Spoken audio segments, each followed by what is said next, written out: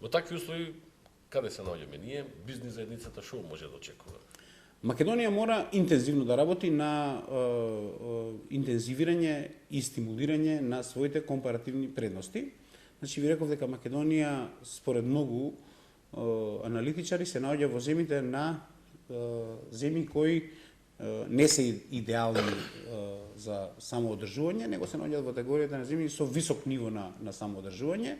Проблемот е што ние тие своји ресурси тешко би ги одбраниле во услови на апокалиптично сценарио, и во таквата варијанта ние би требало интензивно да работиме на заштита на нашите добра со зголемување на нивото и квалитетот на производството во секторите каде што имаме компаративни предности, особено во делот на производството на храна, производството на енергија од алтернативни извори и производството на минерали, значи она што го имаме на располагање, со употреба на нова технологија и максимално искористување на нашите компаративни предности. Да не заборавиме, Македонија би требала, ако веќе не биде членка на Европската Унија, со што би се случил огромен одлив на работната сила, би требала интензивно да работи на подигање на капацитетот на работната сила, со што со ова ниво на цени би биле конкурентна земја за аутсорсирање на одредени сегменти на производство.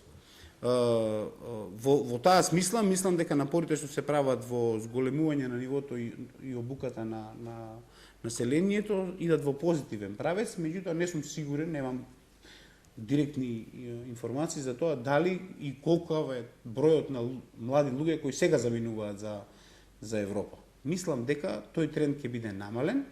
Ако предвидувањата за Бугарија, за која се предвидуваше дека 2015 година би се симнала на нивото од 5,5 милиона од 7, нешто милиона сега, колку што... А може би и 9.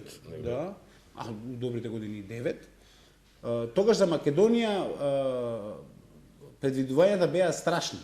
Македонија и со губиток на 200-300 работоспособни високообразовани кадри би се нашла во многу сериозен проблем да го обезбеди своето базично функционирање.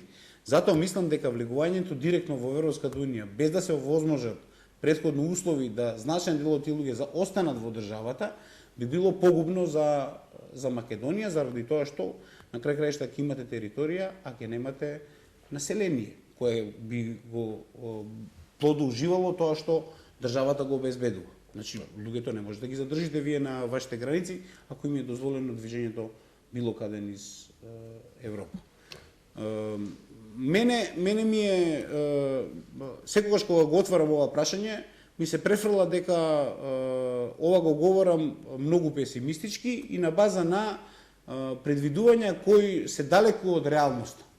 Така говореа и пред година дена, кога јас говорев дека Европа нема дефинирано своја надворешна политика, нема дефинирано фискална политика, еврото не е базирано на реалната состојба на производството, политичките односи во рамките на Европската Унија не се дефинирани на основи кои реално го одразуваат реалната моќ на земјите членки.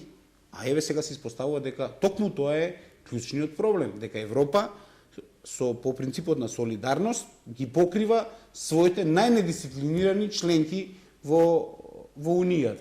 Да не говорам повеќе од тоа дека со своето индиректно неучествување или нечие активно учествување, сега е и соучесник на одредени процеси, па сега ние ги чувствуваме грешките што се направени во слабата контрола на фискалниот систем. Да се надеваме дека оние најцрни, најпесимистички сценарии нема да настапат наредната година или барем нема толку брзо да дојдат. И воедно да ви заблагодарам за разговорот. Благодарам се.